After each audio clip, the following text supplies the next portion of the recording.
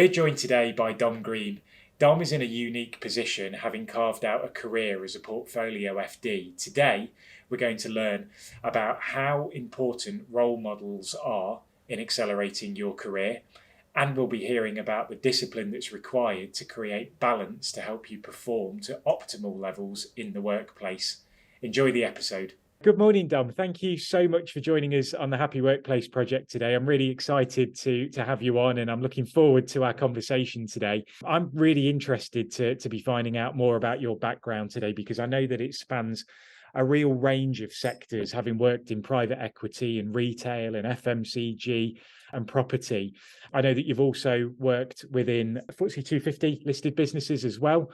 And I think something that stood out about your background when I've been looking into it is really your ability to create value within organizations, really be strong in that financial governance space. And ultimately, it was the aptitude for running high performing teams that stood out to me. So I wondered if we could start by getting to understand a bit more about the key things from your background that will give us insight into how you got to where you are today and what you're doing at this moment in time. I think probably I'll call out a couple of things. One would be, I guess, kind of my childhood, in that I'm from quite a large family, one of 7 children, and my mum sort of bizarrely had a girl and then 6 boys, which people find quite amazing. So I guess kind of being one of 7 children, if you ever stood out of line, there was always an older brother to kind of keep you in check a little bit. And I think the fact that my mum, if you've got 7 children, you've got to be pretty unflappable. And I think maybe I've taken some of that into kind of my working life. People seem to say I can exude, calmness, which I think they appreciate in some instances. So I think probably some of my early years would play a part in that. But I think kind of the key part of it has been, if you think about kind of when you graduate, it's about someone setting you off on that right path. And I was really, really fortunate in that I got on a really good graduate scheme with a business called Eagle Star. So this is sort of back at the start of the 90s, where, it was a very, very, very, very structured scheme. They had quite limited intake, and, we had a manager that half of their job was devoted to making sure that the graduates were well taken care of, had meaningful roles to do. So you would rotate into areas that we used to having graduates, and gave you kind of meaningful tasks. You weren't making the tea for a year or before you moved on. And that culminated in sort of 18 months out of university, getting the chance to go and live and work in Hong Kong, which was just absolutely fantastic. I was working for quite a senior executive that I'd probably never had exposure in the UK, out in the Far East. We ran it was the office for the whole Far East operation. So I think I was just really lucky that it kind of set me off on that right path. And it's interesting because my daughter is about to graduate later on this year. And that's the thing I'm trying to instill into her, is to look, without putting too much pressure on it, if you get that first move out of university right, it can really set you off on the right trend. So yeah, I think it would be those 2 things that I call out. And I think, I've always been, I guess, more interested in maybe the commercial side of finance. So how does a business improve? How do we drive it forward? What are the right decisions? What's the balance of risk and reward? What feels right? What doesn't feel right?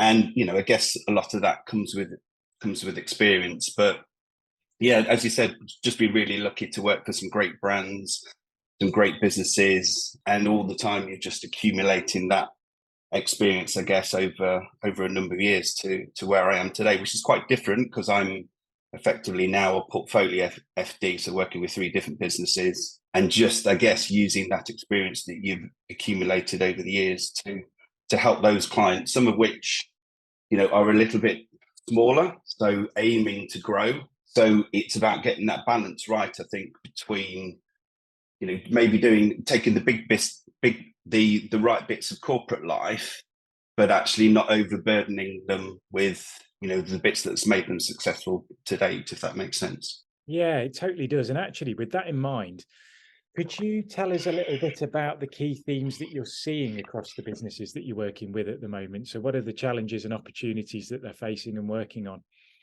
Yeah, I think, in a lot of cases, it's just really the things that, have always been at play. So it's really managing cash very carefully, making sure you understand where you are, what your outgoings are, what the outlook looks like for the next 3, 6, 12 months and beyond. So that's key. I think other than that, just really understanding your performance as well. So a couple of the businesses I've gone into where you're used to a corporate way of looking at your numbers and bringing a lot of that to them to go, well, actually, I can't really see how your business is performing, so I don't know how you do that. So putting some of that in place where they've got really good visibility of where they are, where they're likely to go over the next few months. So it's really understanding performance and managing cash, I think, would be two really key themes at the moment. And as somebody that has been used to leading teams back in the corporate world and obviously with what you're doing now from a portfolio perspective, could you talk to us a little bit about your leadership philosophy, how you've scoped that out, and maybe some of the influences that have helped define who you are now? Yeah, I think it's those, I'd probably think of a few examples where you have leaders that, people that work in the business, you get the feeling they'd run through brick walls for them. So it's those that can engender that feeling, which I think is often about being firm, but also being fair. So, they're fair, but they're not trying to be everyone's best mate. They're not people you would necessarily want to cross. They maintain that nice boundary. I think in terms of influences, you look over my shoulder, there's a Leicester Tigers picture from all the past players, and at the bottom you've got Martin Johnson. And when you think about, I was on a leadership course, and what great leaders spring to mind, he's the one that kind of first springs to mind. And he was very much someone that led by example, had very strong values. They talk about the Leicester way of playing rugby. He was very endearing to that. Led by example, he was often somebody that wouldn't necessarily say a great deal, but when they spoke, people tended to listen. And I think that's always resonated with me a little bit. And I think, can think of some more recent examples where they will alter their leadership approach according to the people that work within the business. So there's one particular CEO I'm working with at the moment, very much, I think he's worked me out and knows how to get the best out of me. And I think that's a real skill that he's got down to a T, I think. Super. So as part of the role that you operate in, I guess there is a real emphasis on how you influence and drive and enhance the culture of the organization or organizations that you're working with. What do you think the key ingredients are of a successful culture? I think where I've seen it work the best is it's often those businesses with quite well-defined values, and those values are lived out on a day-to-day basis. And I think probably, one place where that was particularly strong was I was fortunate to work with Britta kind of early part of the century, 2003. And that was very much a theme there, very, very strong culture lived out by senior management, and that permeated down into the organization. And that, values don't necessarily have to be, people often associate those with, that's a corporate thing. Not necessarily. Businesses can still have, I like to think of values as that's the way we do things around here. And it's there, it's instilled in the business. People are reminded of them. And you see those being lived out on a day-to-day basis. And what was fascinating, I think, at Britta, is we made the Times Top 50 in one of the years. And when it published it in the Sunday Times, and when you got down to the best performing businesses, I was just blown away by how frequently that came about, with strong values lived out by senior management, strong values lived out by senior management. So I think having a strong value culture and living that out, but I think businesses that are non-political. So I think business is hard enough without kind of a load of infighting or, those of a political nature. So I think that's particularly appealing to me, where people just genuinely want to do their best for the business, want the business to do well, want to respect the leadership. And there's again, I think about Britta, guy that was the MD. Nobody wanted to let him down. He engendered that feeling. Again, another great leader who led by example. Very, very consistent in his words and his actions. So I think, yeah, those things I think would stick out for me. I think that's really interesting insight. I mean, the values piece is something that is really at the forefront of the way that organizations are operating these days. I suppose the other bit that comes to mind is a sense of direction for the business. So, kind of a vision and a mission, if you like. Be really interested to understand how you've kept those alive and aligned people to them in the roles that you've done throughout your career. Yeah, I think, and some of that learning has probably come quite recently. I've undertaken a course through Harvard Business School online that was on strategy execution. And a lot of that is around, in a lot of cases, focusing on what you're not going to do, as well as what you are going to do. So, which parts may be of less value to your customers, and actually which parts are you happy to shy away from. So I think it's working with those businesses to go, well, actually, what really creates value? What are the bits at the top and what's at the bits at the bottom? Let's make sure we're as good at the the bits at the top, exception of the bits at the top, and maybe let things go at the bottom that businesses can't often be all things to all men.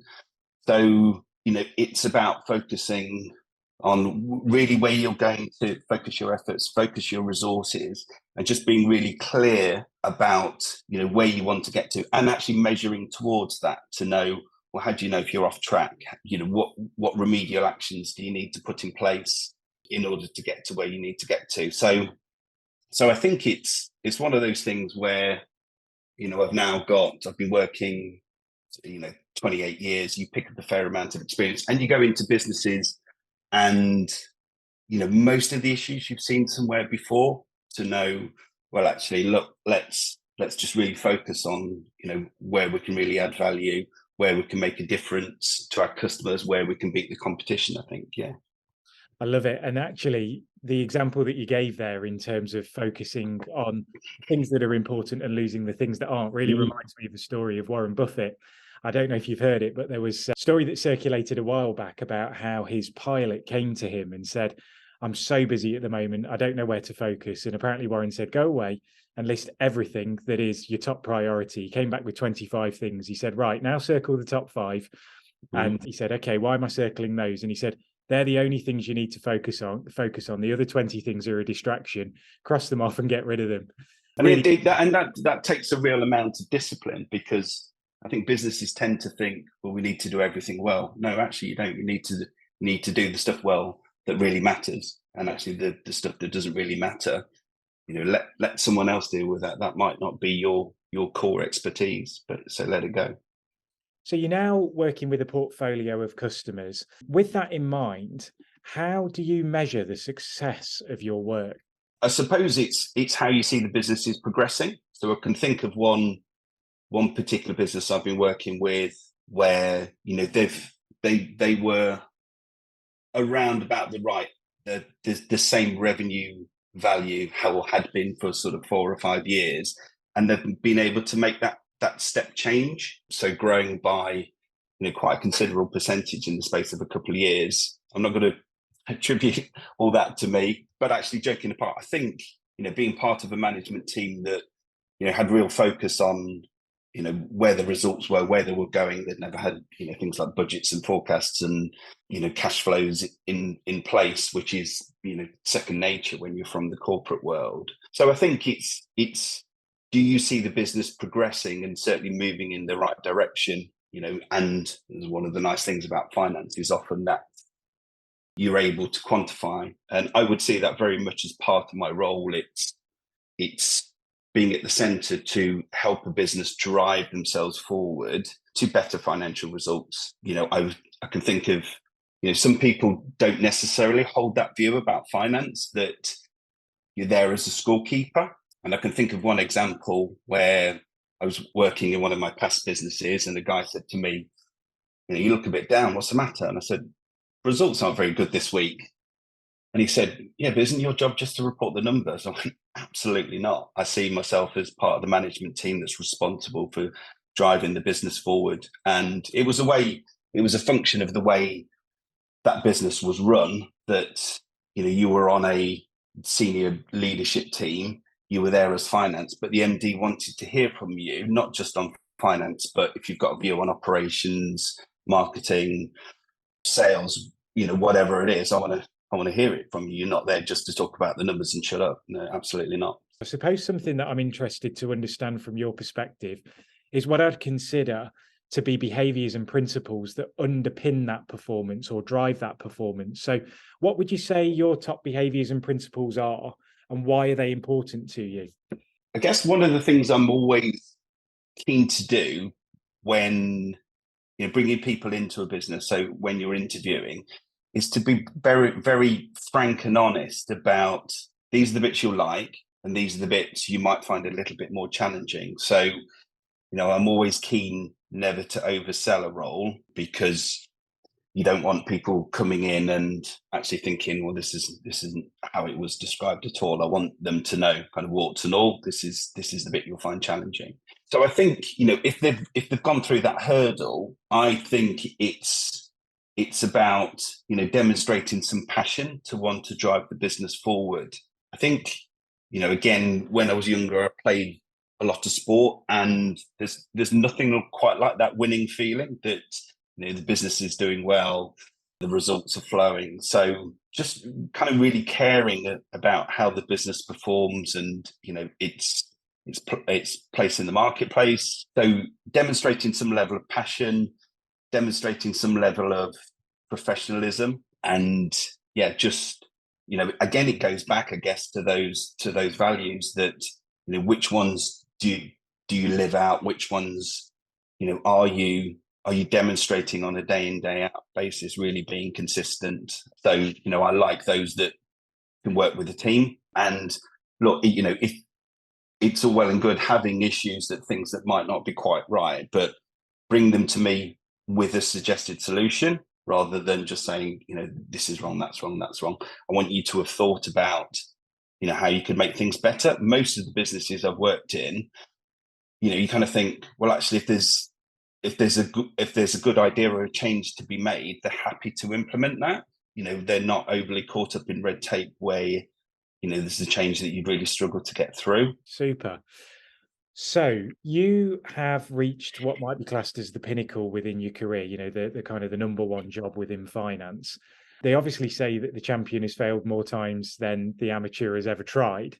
With that in mind, could you talk to us about some of the biggest sacrifices and setbacks that you faced with regard to getting to where you are today? When I look back at, through maybe 30s, through my 30s and 40s, some of the sacrifices, some of them, were quite long hours, and really feeling that you've given your all to the business. Some of them did get a fair bit of blood, sweat and tears out of me. So I think it's a way the working world is moving, where people are actually getting that balance, that work-life balance, probably a bit more in line, which I think is definitely a post-COVID theme. I think, there has been a fair amount of sacrifice along the way, but I'm one of these people that I enjoy work. I enjoy what I'm doing. I enjoy finance. I enjoy, the fact that finance is often at the center of, what a business does, and a lot boils down to the pounds, shillings and pence. So I think, whether I'd reflect and go, well, actually, did I push it a little bit too hard? My kids still talk to me, so kind of say that as a good sign, perhaps. So there's quite a lot of work went into it. But again, going back to that graduate scheme, I was able to do my studies with some incredible support. So made getting first time passes relatively straightforward. Would you do it all again, or would you change anything on the journey?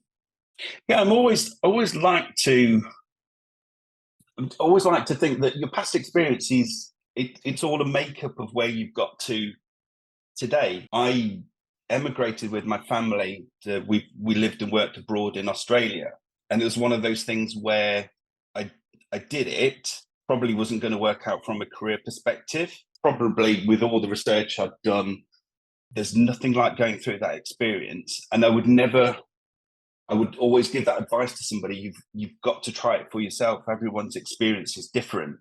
So even you could look at that and go, well, you moved your family across the world and you were back a year later.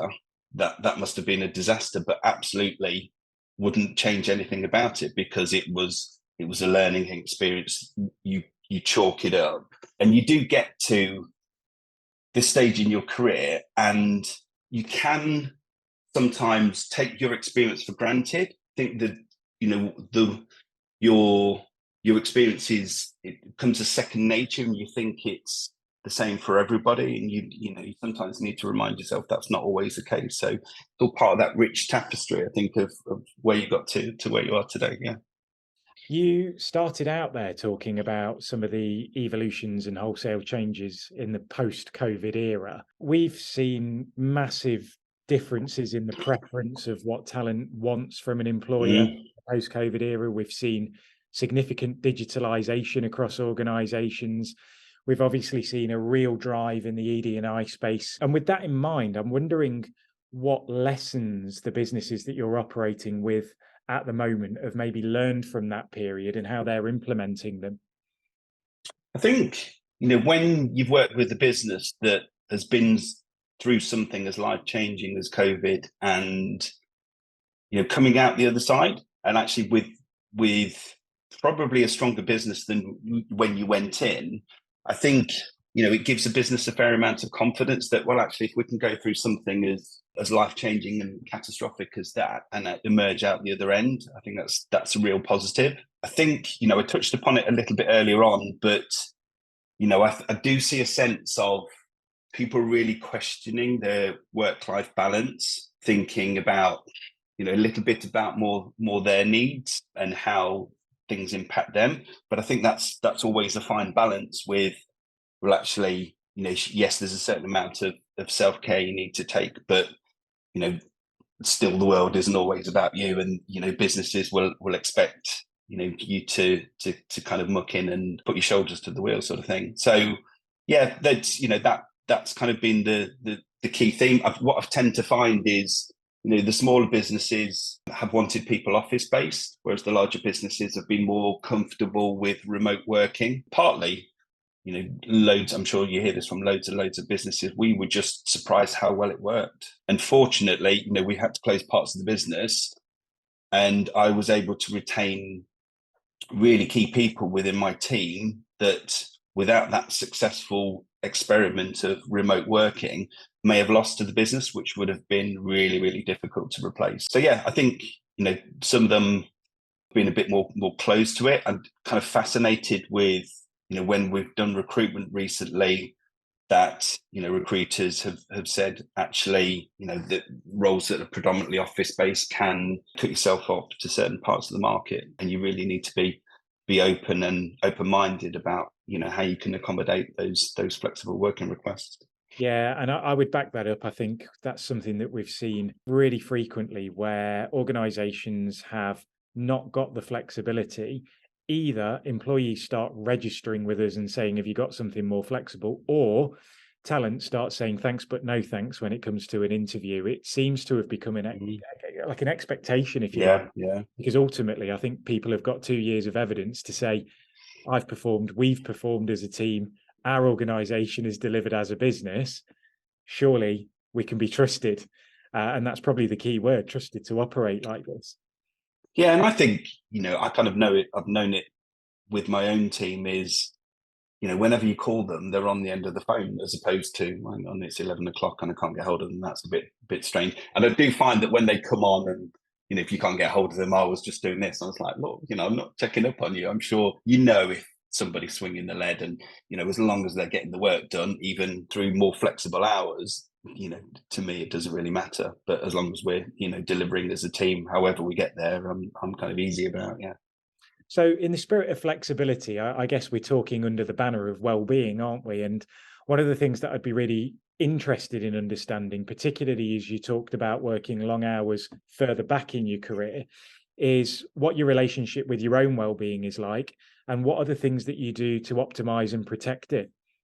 Yeah, I think probably like a lot of people, I think I've got, maybe that balance more in line with, some of my earlier work experience. I'm quite try to be quite disciplined about exercising, getting to the gym 3 or 4 times a week. My partner and I, we've got dogs, so that involves kind of walking them so a couple of times a day. And it's a great way to get yourself set up. I think for the day you walk the dogs and you're thinking about, what you've got for that day, what your key priorities might be. I'm interested to ask you about the teams that report into you and how, I mean, clearly we can hear how you're leading by example, but how do you ensure that they are doing the things to protect their well-being?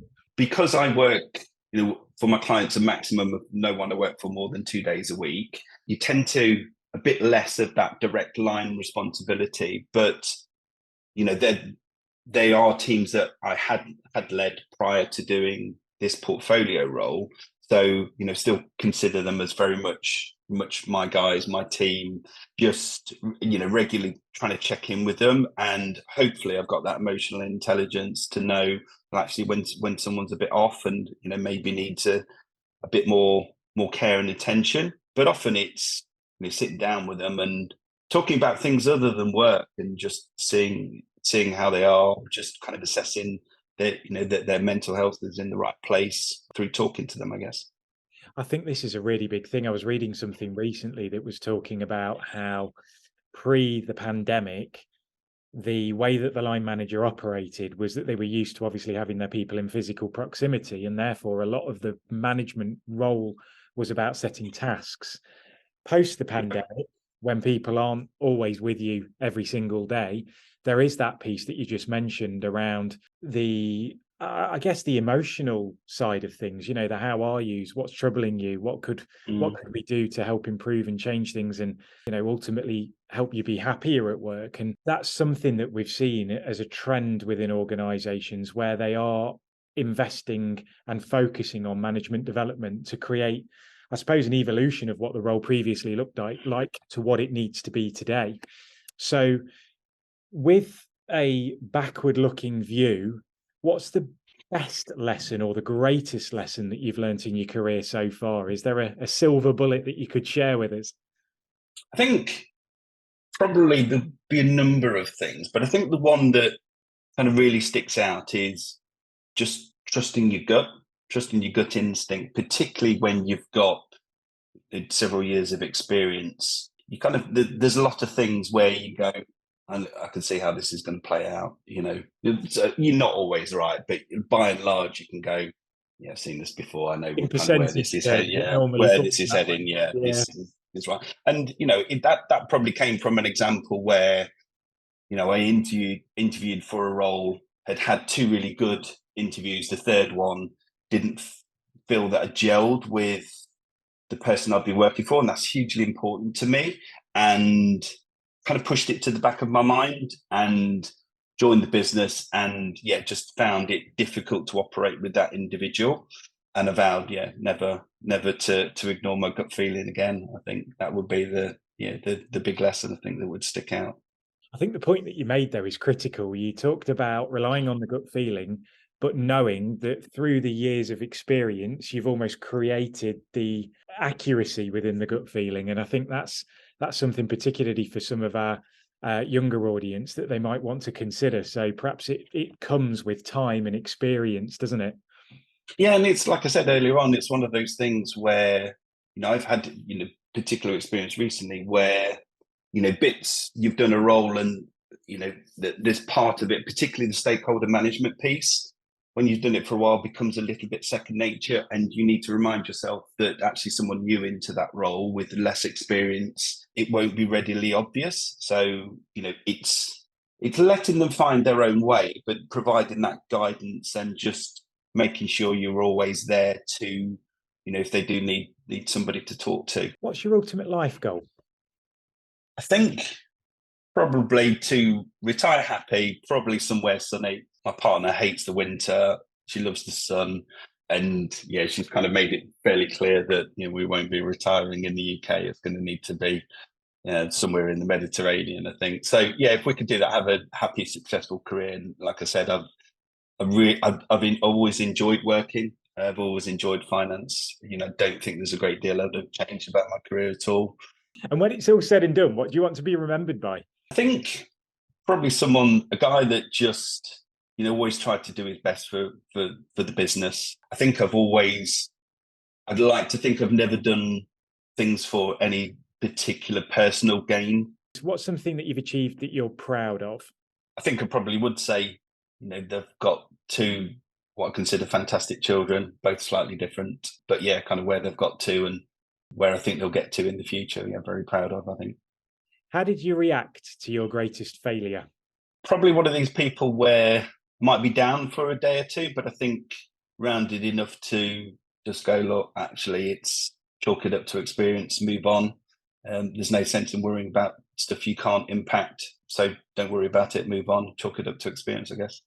What's the biggest challenge your business is facing right now? I think, given that I work with 3 different businesses, there'd be different challenges. One might be just really keeping a close eye on cash. One would be understanding where they're making their money. And then another one would be it's growing and how it manages that growth and gets itself into the right position for where it needs to be, I guess. What do you like most about yourself? I think it would be that, I'm somebody that always tries my best. I'm a little bit hard on myself in terms of, people have often said I'm my own worst critic, which I think is probably true. And what's your biggest area of development? I think, some of the areas that I'm looking at and studying at the moment where I'm doing a course on mergers and acquisitions, which I've done parts of. So it's actually about filling in those gaps in experience, I think, a little bit. Tell us about something that you're passionate about. I think probably my dogs. Like I said, I came to it relatively late in life and I've seen the good side and the heartbreaking side of owning dogs. So yeah, it's something that really matters to me, I think. What's the best piece of advice anyone's ever given to you? I think it would be, back to earlier on, just trust your gut instinct. It's often there for a reason. It's trying to tell you something. So don't ignore it. And finally, what's one book or podcast you'd recommend for our viewers? I think I've got on to listening to quite a lot of Stephen Bartlett. He just has some fantastic, really fascinating guests that each time there's something you learn about them and think, oh, I didn't know that. Never would have done had I not known the podcast. So yeah, would be that one, I think. Brilliant. Dom, thank you so much for today. Cool. I really enjoyed the conversation. Brilliant. Really appreciate your time. Thanks for joining us today. If you enjoyed the episode, remember to like, subscribe, and share this with friends and colleagues. See you soon.